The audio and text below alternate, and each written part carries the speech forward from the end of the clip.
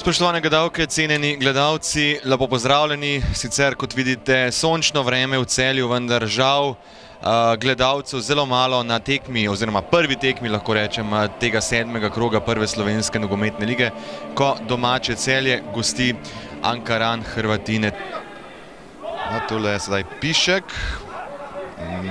Tokrat poizkušajo Celjani po sredini in tule je bila najlepša priložnost na srečanju v konico napada proti Lupeti.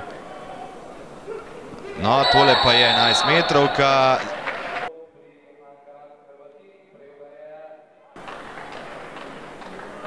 In Žinko je zadel, počakal je nekoliko, da se je Papadopoulos odločil za stran in potem je Žinko meril v nasprotno smer.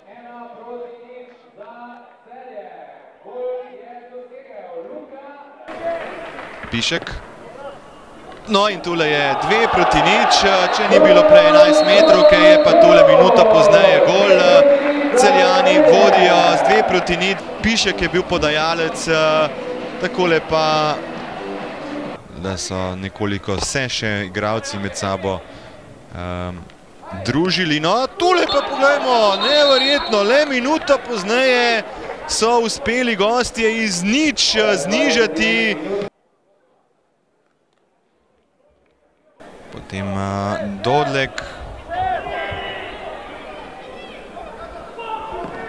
No in stranski del mreže sedaj je zadel Gatarič. Super obrambo. No, pogledajmo, tule sedaj je Požek Vancaš spet.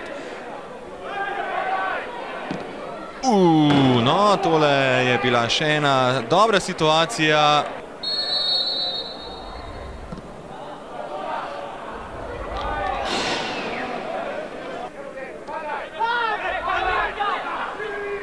Dangubič. Priložnost tule za zadetek in tule je 3-1. Pišek pa strelec tegale gola. Delujejo mi gostje v zadnjih. Bivši igralec Maribora in Veržeja. V Celje je prišel letos, no tule pa še 4. gol Ankarana, nemočna. Dangubič pa potem Požek Vancaš, videli smo, s temle je tekma končana. Celje zasluženo na koncu zmagovalec, morda ne v višini rezultata, ampak vseeno 3 točke ostajajo doma. Ja, smo zelo zadovoljni, tekmo smo začeli zelo dobro, Hiter dosegel 2 zadetka. Po drugem zadetku smo, ne vem zakaj, nekako nas padli, Hiter prije drugega, pol smo, ne vem, mi si sami zakompliciramo zadevo včasih. Ampak dobro, zdržali smo do polčasa. Drug polčas pa mislim, da smo bili veliko boljši, zaslužili smo si ta 2 začetka, še kakšnega bi si zaslužili, ampak visoka zmaga 4-1 in gremo lepo z mirno glavo na odmor. Tako je, šli smo v tekmo, malo smo zamešali ekipo, nastavili smo neko zgodbo, pa nismo začeli dobro, naredili smo pač neke taktične napake, bili smo takoj 2 gola, nekako smo lahko dobili, pol smo se vrnili v igro s tem zadetkom.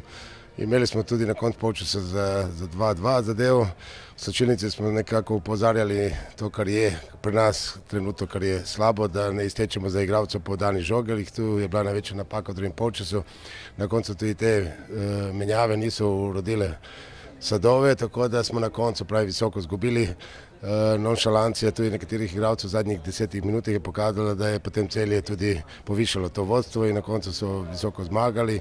Bila je pravi tekma, moramo predvsem pred nami neke zadeve je, da uredimo zadevo taktično, da postavimo zgodbo.